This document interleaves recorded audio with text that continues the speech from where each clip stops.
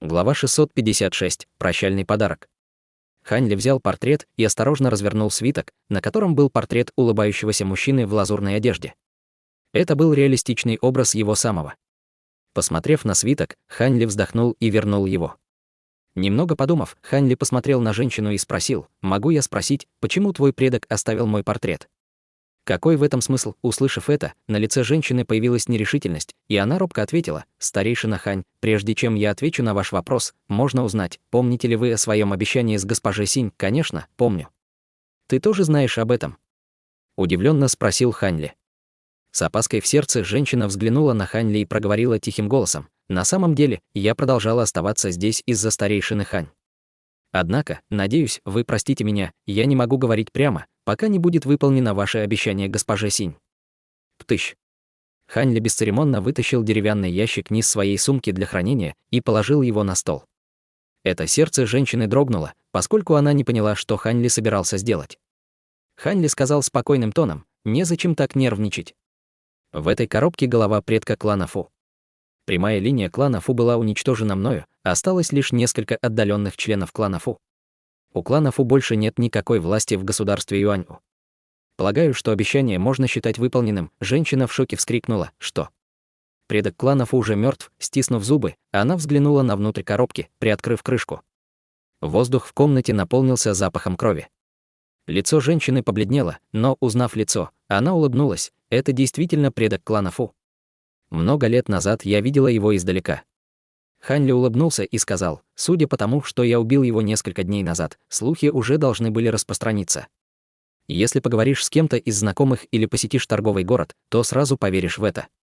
Тогда старший, должно быть, принес сюда голову, верно? Я прибыл сюда, чтобы почтить память госпожи Синь и Даоса Ци. Они были единственными друзьями в моей жизни, теперь я могу быть спокоен», — с серьезным выражением на лице проговорил Хань Ли. «Когда госпожа Синь и господин Ци узнают об этом в подземном мире, они, безусловно, будут довольны. Подождите немного, я скоро вернусь». Лицо женщины стало печальным, но, казалось, она о чем-то вспомнила и поспешно вышла из комнаты. Хань Ли был озадачен этим, но кивнул головой, наблюдая, как женщина выходит из комнаты. На этот раз женщина подошла к зданию с обратной стороны и начала копать под деревом. В конце концов, она выкопала небольшую зеленую нефритовую коробку. Затем она осторожно принесла ее в комнату и положила на стол перед Хань Ли. «Что это?» Прищурившись, спросил Хань Ли. «Старейшина Хань, прежде чем госпожа Синь умерла от болезни, она оставила сообщение для моего предка. Она хотела передать эту коробку старшему, если ему удастся выполнить свое обещание и уничтожить клан Фу. Вот почему мой предок жила здесь в ожидании появления старшего. Она даже оставила портрет старейшины, чтобы мы могли вас узнать. Теперь, когда вы лично прибыли и выполнили свое обещание, я, естественно, должна выполнить последние слова госпожи Синь и передать этот предмет вам. Наконец, я свободна от этого бремени». Женщина говорила спокойным тоном, а на ее лице появилось облегчение. Казалось, это много значило для нее. Хань Ли почувствовал движение, глядя на коробку на столе. Он проверил ее своим духовным чутьем и слегка удивился. Затем он схватил коробку и без колебаний открыл ее.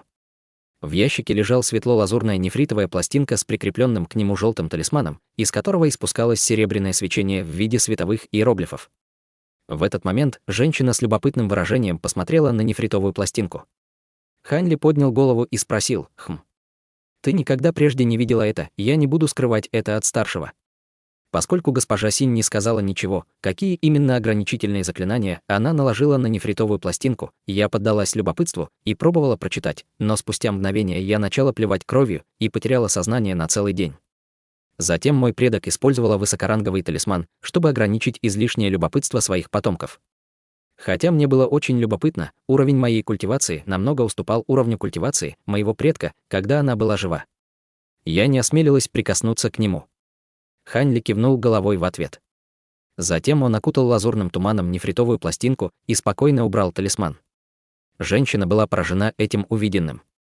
Она лично попыталась удалить талисман, но все ее усилия были напрасными, а старейшина Хань с легкостью смог удалить его с помощью своей духовной ци. Было очевидно, что уровень его культивации был непостижимым. Зная, что Хань Ли был культиватором стадии заложения фундамента в прошлом, и теперь он смог уничтожить клан Фу и предка клана Фу, уровень его культивации должен был быть как минимум на поздней стадии формирования ядра. Вполне возможно, что он был даже на стадии зарождающейся души. Женщина почувствовала страх внутри ее сердца. Посмотрев нефритовую пластинку, Хань Ли отложил ее по вспышке лазурного света. Неплохо.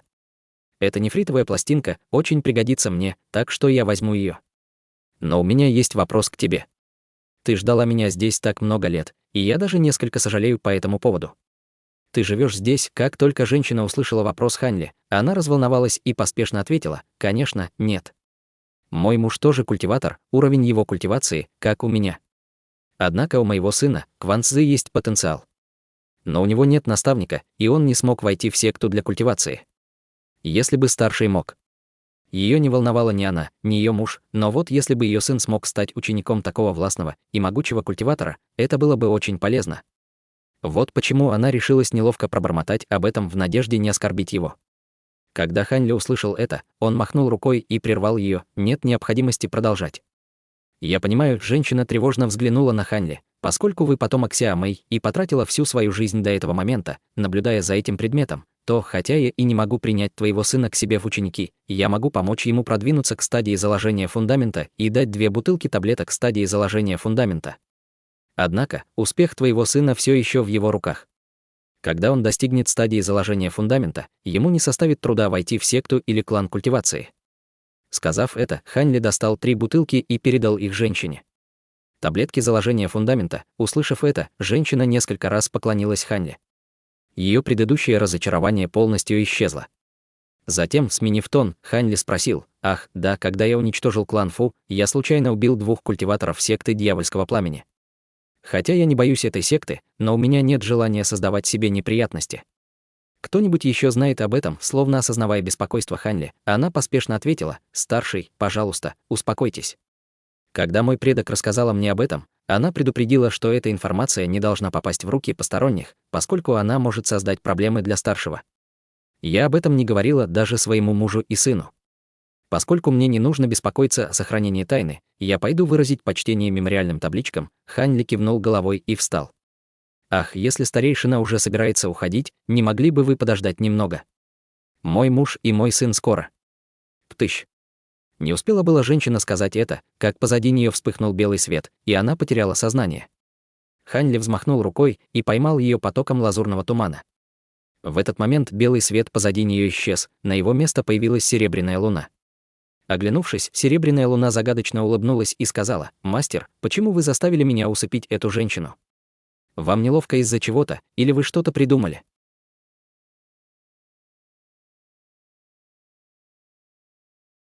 Глава 657. Искусство формирования глубокого зарождения.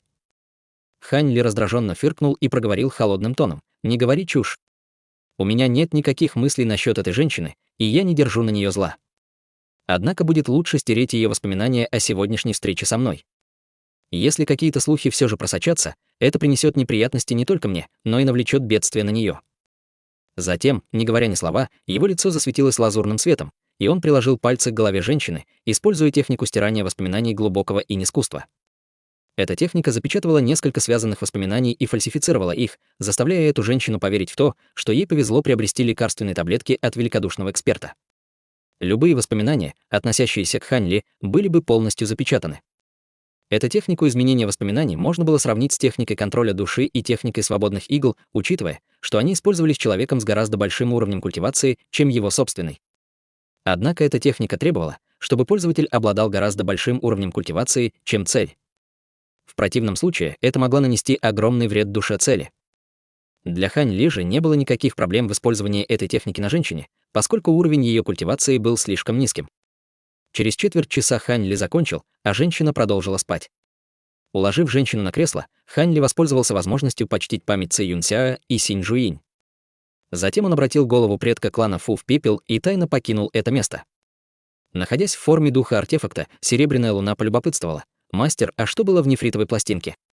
Кажется, это вас очень заинтересовало». Хань Ли быстро поднялся в небо и неторопливо проговорил: «Это запись древней формации, в которой описывается множество мощных ограничительных заклинаний. Даже с моими нынешними способностями мне нужно время, чтобы понять их. Помимо этого, так есть своеобразное секретное искусство, которое меня очень заинтересовало. Секретное искусство.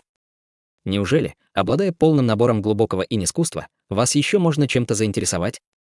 Слегка ухмыльнулась серебряная луна, но в ее голосе звучало любопытство. Хань Ли улыбнулся и сказал: «Ты когда-нибудь слышала о выдающейся репутации разделения трех истин?» Лисица мгновенно прекратился ухмыляться, ее голос задрожал от волнения, и она тут же спросила: «Неужели на этой нефритовой пластинке величайшее искусство даосов?» «Конечно, нет», — категорично ответил Хань Ли. «Тогда почему мастер упомянул об этом божественном искусстве? Вы намеренно поддразниваете меня». Конечно, даосские секты никогда не позволили бы этому небесному искусству просочиться в народ. Они даже сами не знают, существует ли еще эта техника. Проворчала серебряная луна. Хотя секретная техника на нефритовой пластинке и не является техникой разделения трех истин, она обладает аналогичными способностями дьявольского Даа. Она называется искусство формирования глубокого зарождения. Когда Хань Ли проговорил это, его изначально спокойное лицо заменилось волнением. Серебряная луна немного помолчала и спросила: искусство формирования глубокого зарождения. Что это за техника? Кажется, я никогда не слышала о ней раньше. Я тоже никогда не слышал об этой технике. Однако это искусство культивации является подлинной секретной техникой для выращивания второй первородной души. Позже можно даже вырастить вторую зарождающуюся душу, с торжественным выражением проговорил Хань Ли. Вторая зарождающаяся душа. Это правда. Если это правда, то эта техника на самом деле может считаться великой божественной техникой, хотя она и уступает технике разделения трех истины. Взволнованным тоном проговорила серебряная луна. Чем выше были способности Хань Ли, тем она была ближе к своей цели. Взбудораженные эмоции Хань Ли быстро успокоились. Я не знаю, правда ли это. Я должен вернуться в секту дрейфующего облака и тщательно все изучить. Однако формации, записанные на этой нефритовой пластинке, на самом деле являются настоящими древними формациями.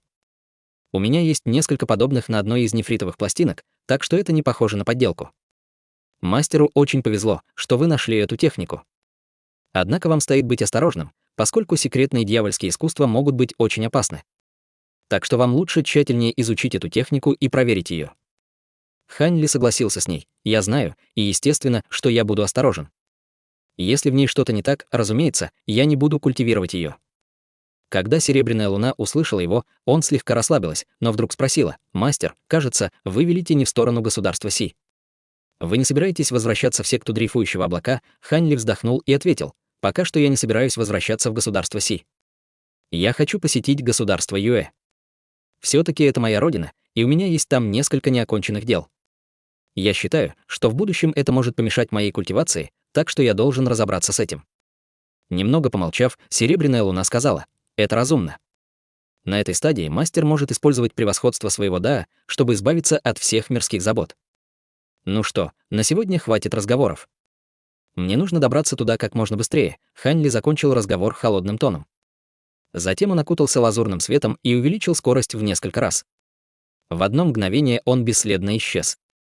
Тем временем, неведомо для Хань Ли, группа культиваторов в зеленом обыскивала лес. У каждого из них было испуганное выражение на лице. В этот момент человек проговорил с остальными тоном, полным ужаса: «Что же нам делать? Прошло уже много дней, но мы так и не получили никакой информации о духе зарождающейся души. Если мы не найдем его в течение 3 месяцев, секта отправит на нас защитников». Ученый среднего возраста с серьезным выражением на лице ответил ледяным тоном: «Декларация на поиски духа зарождающейся души рассчитана на 3 месяца.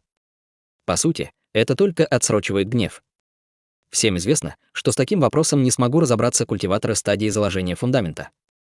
Однако, если мы не найдем его местоположение, на всех нас обрушится бедствие». Женщина в зеленом проговорила с испуганным видом: «Но это не наша вина. Это боевой дядя Дин, охранник духа зарождающейся души, послал нас и попытался слиться с духом. В итоге он погиб от побочных эффектов. Нам нужно действовать быстрее, поскольку следы духа зарождающейся души уже исчезают. Хотя у нас всего несколько магических инструментов для слежения, дух зарождающейся души слишком быстрый, и мы просто не в состоянии его преследовать. Теперь, когда дух зарождающейся души снял с себя ограничения, наше положение стало еще безнадежнее». Ученый холодно фыркнул и сказал: «Младшая боевая сестра должна забыть о своих словах, когда придут защитники. К счастью, боевая тетя Хань и боевая тетя Лю помогут нам. Они обладают древесными духовными корнями. Однако, мне очень интересно, у кого хватило сил, чтобы контролировать нечто ожесточенное, как древесный зарождающийся дух, появившийся без магического инструмента. Это поистине непостижимо. Хватит. Неважно, кто именно поймал его, нам лучше сосредоточиться на поисках, чтобы спасти нашу собственную жизнь. Разве ты не слышал передачу голоса, которую нам отправил боевой предок Куан? Мужчина нахмурился и тревожным голосом проговорил: второй старший боевой брат прав. Было бы хорошо, если нам удастся сохранить нашу жизнь. Однако транспортная формация была разрушена, и двум боевым тетям понадобится 2 дня, чтобы добраться до следующей транспортной формации. Неужели ты считаешь, что культиватор, захвативший духа зарождающейся души, будет оставаться с государством Юань у все это время? В конце концов, мы даже не знаем, из какой страны этот культиватор. Хех. Младшие боевые братья, похоже, не знают. Боевые тети Лю и Хань были кандидатами на слияние с духом зарождающейся души. Много лет назад они культивировали секретную технику в подготовке к этому, так что они способны ощущать его присутствие на большом расстоянии. Культиватор, который поймал дух, не сможет остаться незамеченным для них, угрюмым тоном проговорил старик. Казалось, он был абсолютно уверен в своих словах. Как только они услышали старика, все трое вздохнули с облегчением. Тем не менее, в глазах ученого мелькнула странная мысль. Как вы думаете, человек, захвативший дух зарождающейся души, и культиватор, который уничтожил клан Фу, могут быть одним и тем же человеком? Неужели это может быть совпадением, что дух был захвачен за несколько дней до уничтожения клана Фу? Может, этот человек узнал о наших тайных отношениях с кланом Фу и уничтожил их, потому что они втайне помогали нам. 9-й младший боевой брат, ты слишком много думаешь. Даже обладая огромными способностями, откуда он мог знать, что у секты контроля над призраками есть отношения с кланом Фу? Скорее всего, это просто совпадение, покачала головой женщина. Но, немного подумав, она засомневалась в своих же словах. Однако, появление 2 культиваторов зарождающейся души в одном и том же месте маловероятно. Возможно, это и правда сделал один и тот же культиватор. А не могли бы вы рассказать об этом поподробнее? Внезапно из большого дерева раздался голос молодой женщины. Затем перед ними внезапно появились 2 молодые женщины в белом.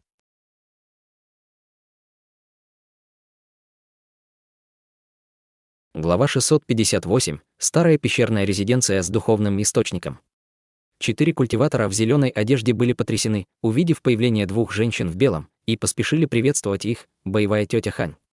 Боевая тетя Лю, хрупкая женщина с бледным лицом и большими глазами, тихо сказала: «Хватит. Не нужно быть слишком вежливым. Младшая боевая сестра Лю и я слышали часть вашего разговора, поэтому сейчас мы бы хотели послушать подробности. Это была Хань Юньчжи, с которой Хань Ли встречался несколько раз в прошлом. Хотя ее лицо совершенно не изменилось, ее тело теперь было не таким хрупким и стало хорошо развитым. Наряду с трансформацией ее тела, ее культивация также совершила значительный рывок, поднявшись до ранней стадии формирования ядра. Большое спасибо, боевая тетя Хань.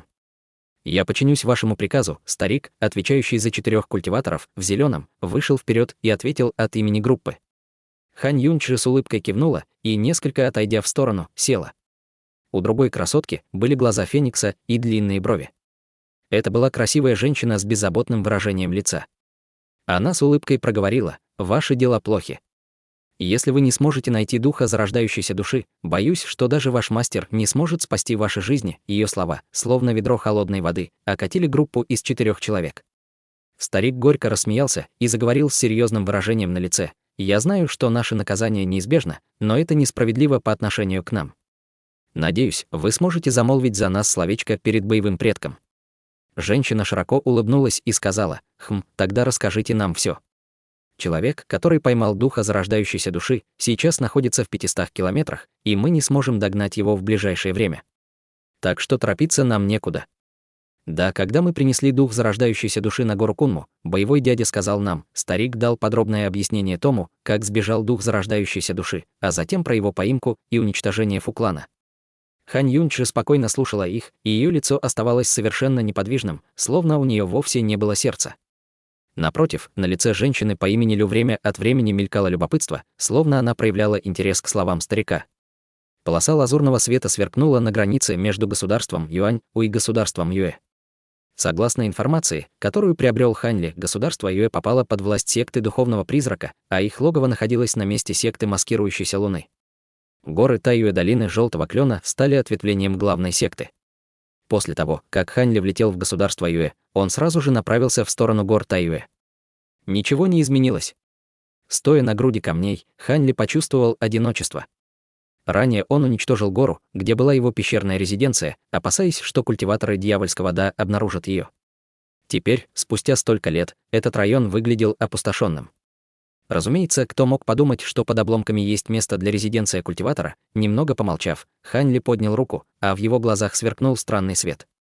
Мгновенно появилось несколько огромных марионеточных обезьян, которые стали быстро разгребать щебень перед ними. Расчистив дорогу, марионетки стали прорезать путь вниз разноцветными лучами света, быстро пробираясь вниз, в пещеру. Когда марионетки выполнили свою работу, Хань Ли приказал им стоять на страже, а сам полетел внутрь. Пещера выглядела внутри так же, как и раньше, когда он поспешно покинул ее. К его великому облегчению, он не заметил следов чьего-либо присутствия. Однако он пришел сюда не только из чувства ностальгии, но и ради духовного источника, который находился в его тайной комнате. Несмотря на то, что у него уже был духовный нефрит, а также самый высокоранговый духовный источник, древо духовного источника, духовная ци в этой комнате была совершенно другой. Хотя этот духовный источник был невелик, Хань Ли захотел забрать его с собой, раз уж он прибыл в государство Юэ. Духовный источник был целым и излучал потоки белой духовной ци. Глядя на духовный источник с равнодушным выражением на лице, он невольно вспомнил, как только вошел в стадию заложения фундамента и обнаружил его в этой пещере. Он помнил это так четко, будто это было вчера. Однако Хань Ли недолго предавался воспоминаниям. Вскоре он сделал жест заклинания руками и направил на духовный источник магическую печать, заставив землю содрогнуться и сверкать ярким светом. Затем Хань Ли сел с равнодушным выражением лица и сделал другой жест заклинания руками, пристально уставившись на духовный источник.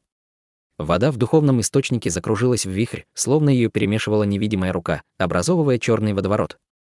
Удивительная волна духовного ци распространилась по всей комнате. Выражение лица Хань Ли дрогнуло. Уровень духовной ци превзошел все ожидания Хань Ли. Но через мгновение он пришел в себя от удивления и продолжил. Этот духовный ци был выше того, что он ожидал. Земля задрожала еще сильнее, а ослепительно яркий желтый свет стал огибать духовный источник. Постепенно этот желтый свет стал деформироваться и сжиматься вокруг духовного источника. Через мгновение свет погас, и Хань Ли глубоко вздохнул. Желтая сфера размером с мяч зависла в воздухе. Теперь на мест духовного источника осталась огромная дыра. Хань Ли улыбнулся, увидев это, но его выражение внезапно изменилось и стало угрюмым. Куклы, которые он оставил снаружи, подвергались нападению. Хотя они не были уничтожены, они были в невыгодном положении и долго бы не смогли продержаться. Хань Ли мгновенно достал нефритовую коробку и убрал в нее желтую сферу. Затем он вылетел из пещеры со всей скорости. Выйдя на улицу, Хань Ли тут же увидел несколько культиваторов в черном, которых окружили его марионетки. Неподалеку за битвой наблюдал мужчина средних лет в сером. Внезапное появление Хань Ли мгновенно шокировало присутствующих культиваторов. В этот момент мужчина в сером внезапно что-то крикнул, и атаки прекратилась. Культиваторы в черном поспешно прекратили свои действия и отошли к мужчине.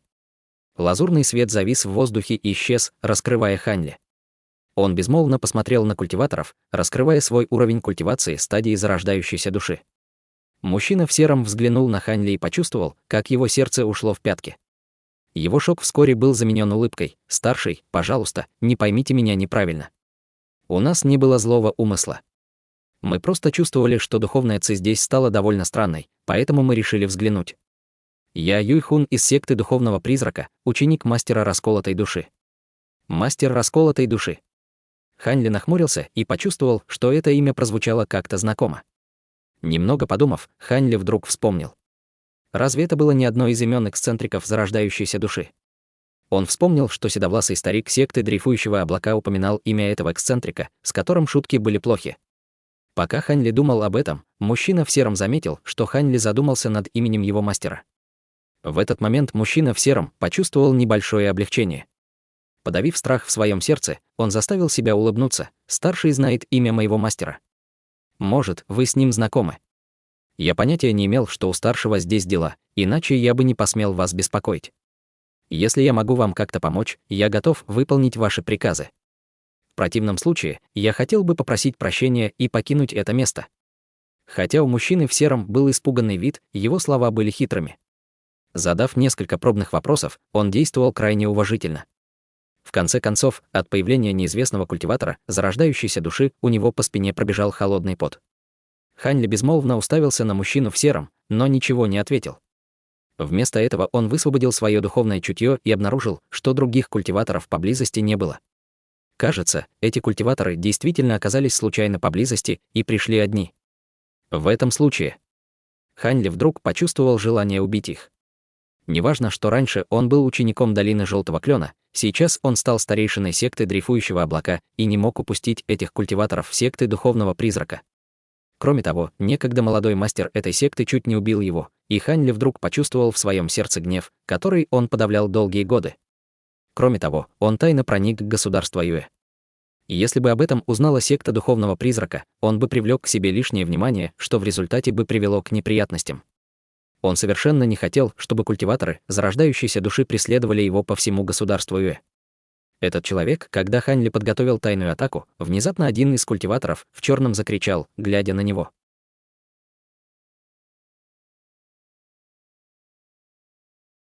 Глава 659. Ученики расколотой души. В глазах Хань Ли появился странный блеск. Он взглянул на старика и равнодушно спросил: «Что? Ты узнал меня?» Старик вздрогнул от ледяного взгляда Хань Ли и поспешно ответил: «Нет, должно быть, я ошибся». «Откуда я могу знать вас? Значит, ты ошибся». Хань Ли равнодушно потер подбородок и проглядывал мимо других, словно поверил старику. Старик в сером озадаченно взглянул на старика. Хотя ему это показалось странным, сейчас он не мог заняться выяснением этого. Все, о чем он думал, это как получить хорошую возможность, чтобы сбежать от Хань Ли. Прежде чем кто-либо из них ответил, Хань Ли медленно проговорил: «Поскольку вы культиваторы секты духовного призрака, и вы обнаружили меня, то вам просто не повезло. Мне придется забрать ваши жизни». Сказав это, выражение лица Хань Ли дрогнуло, и он тут же выпустил около 10 полос лазурного света, взмахнув рукой. Как только эти мечи вылетели из его рукава, они превратились в 40 полос лазурного цвета и по вспышке лазурного света разорвали культиваторов в черном на клочки.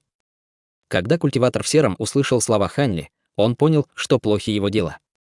Он тут же побледнел при виде мощной атаки Хань Ли. Конечно, он не собирался так легко умирать. Он инстинктивно выпустил множество потоков черной ци, окутывая ей свое тело. Вслед за этим из облака черной ци вылетели 2 питона, один золотого, другой серебряного цвета.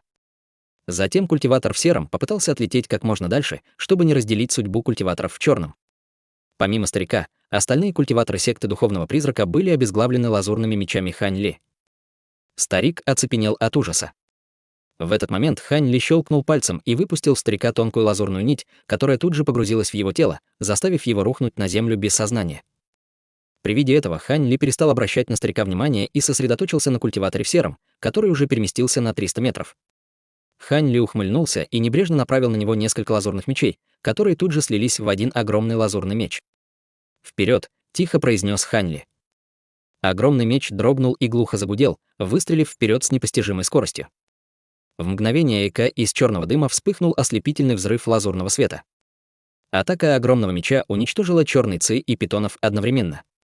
Культиватор в сером успел издать жалкий крик, прежде чем черный туман окропился его кровью. Хань Ли призвал к себе магическое сокровище и с мрачным выражением на лице взглянул на старика, который лежал на земле без сознания. Немного подумав, Хань Ли поднял руку и приманил к себе тело старика. Лазурный свет сверкнул в его свободной руке, и он тут же прижал свою руку к голове старика. Спустя промежуток времени, за который можно допить чашку чая, в его руке вспыхнул огонь, и он испепелил старика. Хань Ли плыл по воздуху, сложив руки за спиной, с ошеломленным выражением на лице. Ученица секты гармоничной связи Дун Сюаньер фактически сформировала ядро. Однако, действительно странно, что она послала за мной мужчин. Происхождение старика было довольно сложным. Он когда-то был учеником секты гармоничной связи, но поскольку он нарушил законы секты и испугался, что его душа будет усовершенствована, он изменил свою внешность и личность. С тех пор он оставался в секте духовного призрака. Естественно, Хань Ли не волновало это. Его шокировало то, что старик вместе со многими другими учениками секты гармоничной связи был отправлен на поиски Хань Ли по приказу культиватора формирования ядра Дун Сюаньер. Эти люди даже были отправлены в Альянс 9 наций, чтобы найти следы Хань Ли. Казалось, старик воскликнул от ужаса, узнав Хань Ли, поскольку раньше видел его фото. Пока Хань Ли находился в области моря рассеянных звезд, это дело все еще оставалось неразрешенным. Хань Ли был в растерянности из-за этого.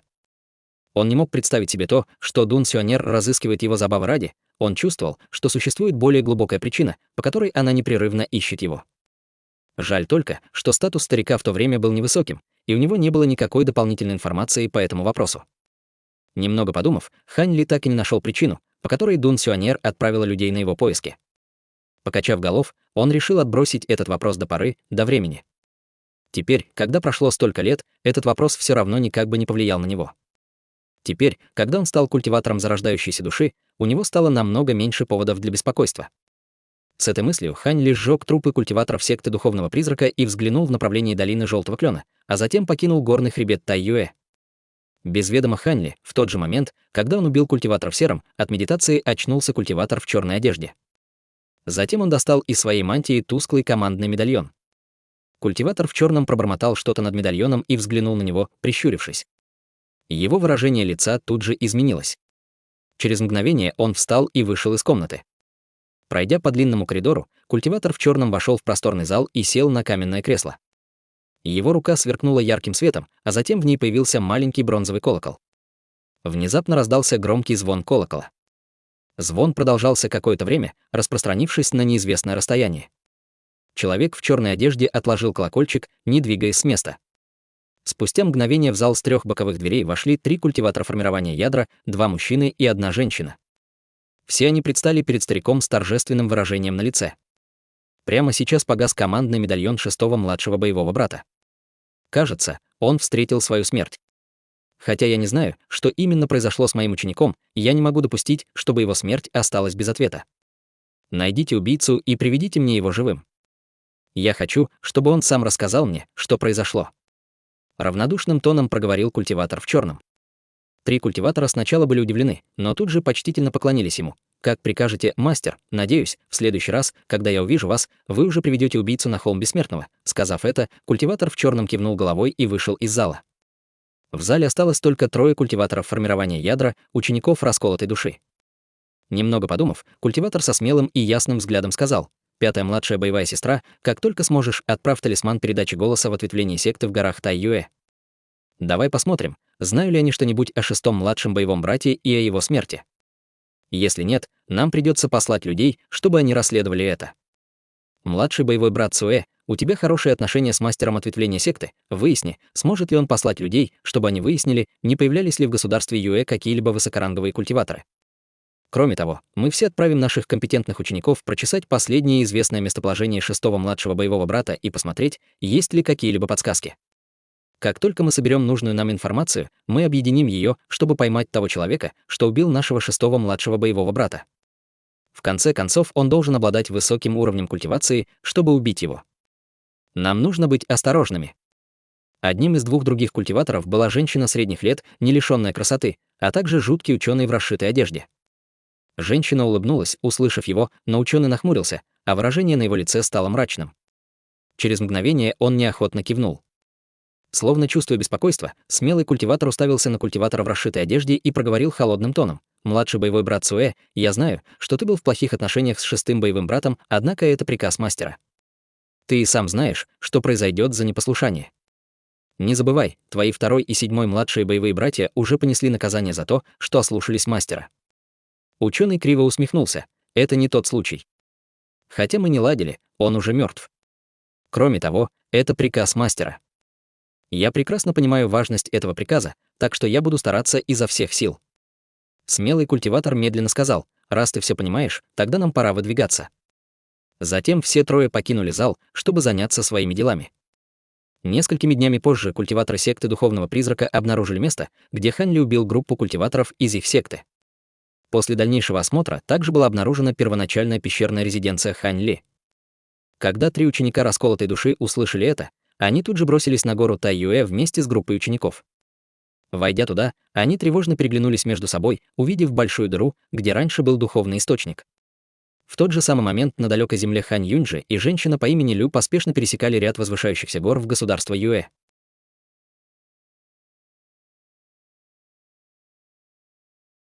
Глава 660. Родной город. Провинция Цзин была расположена на северо-западе государства Юэ. Поскольку это был отдаленный регион, там было мало городов, но было много небольших деревень, а также множество небольших гор и холмов на границах провинции и множество пустынных районов. В результате в провинции Цзин также было больше бандитов, чем в других провинциях, а также там было больше всего боевых мастеров Цзинху. Хотя здесь никогда не было большой единой фракции Цзинху, здесь появилось множество ужасающих личностей, которые противостояли бандитам, будучи телохранителями или сопровождающими караванов. Однажды, рядом с пустынной грунтовой дорогой в провинции Цзин произошло нечто необычное. Сотня мускулистых мужчин в грубой одежде и черными шарфами, закрывающими лицо, окружила 30 людей в лазурной одежде различным оружием. Люди в лазурной одежде, в свою очередь, защищали несколько повозок в центре. Бандиты сражались с сопровождающими каравана. Позади бандитов стояли трое мужчин в черном, равнодушно наблюдая за происходящим. Иногда у них на лице мелькала злоба. Рядом с повозками было несколько людей, молодых и старых, что напоминали слуг. Они стояли, стиснув руки, с нервными выражениями на лице. Внутри 4 повозок были женщины и дети в роскошной одежде, а спереди всех повозок стоял мужчина средних лет в одежде ученого.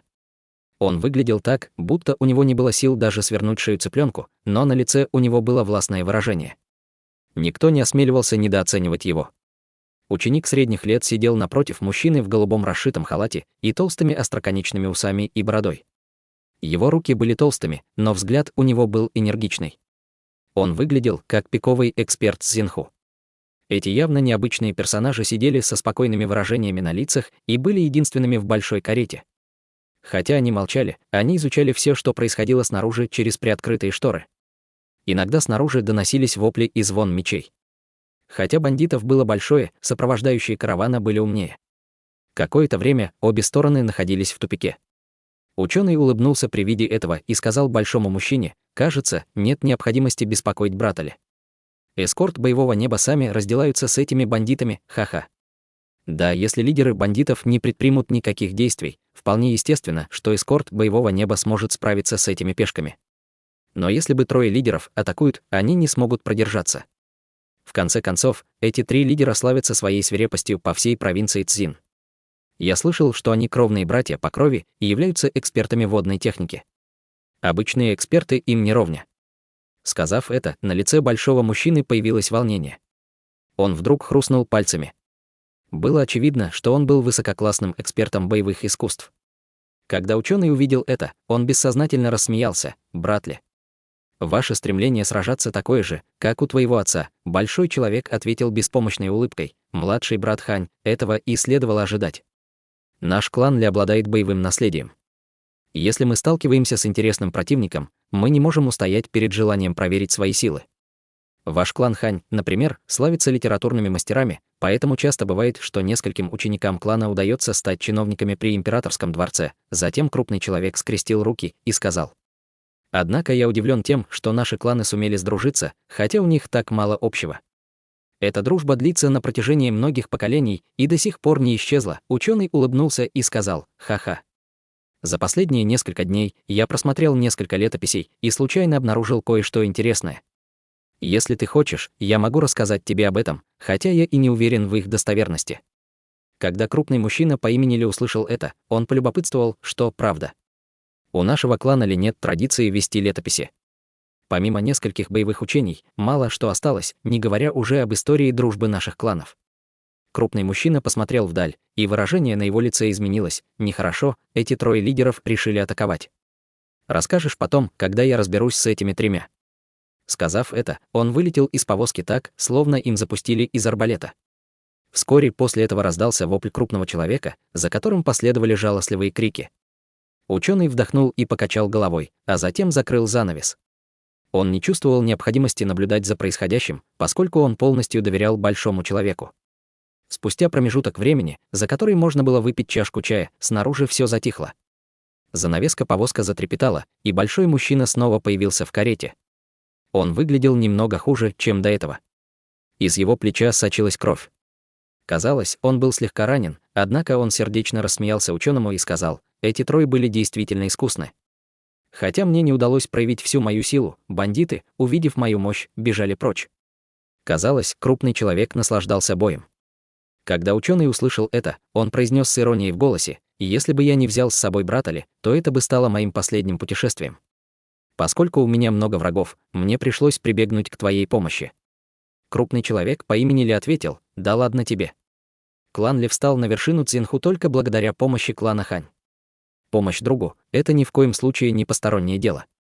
Так и есть, но я просто был против. Улыбка ученого сменилась на спокойное выражение.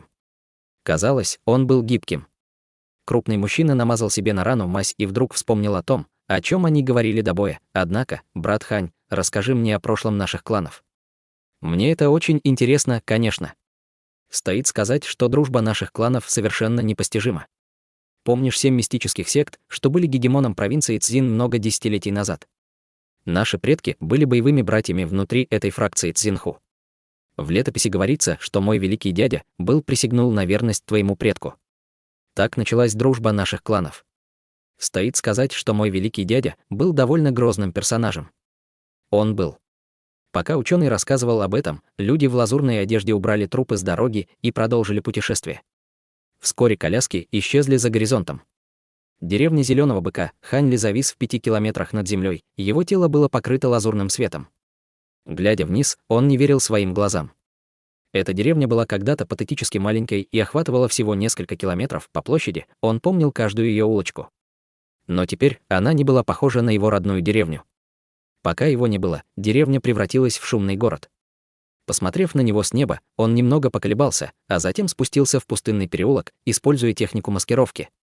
Затем он вышел из переулка и спокойно направился по улице.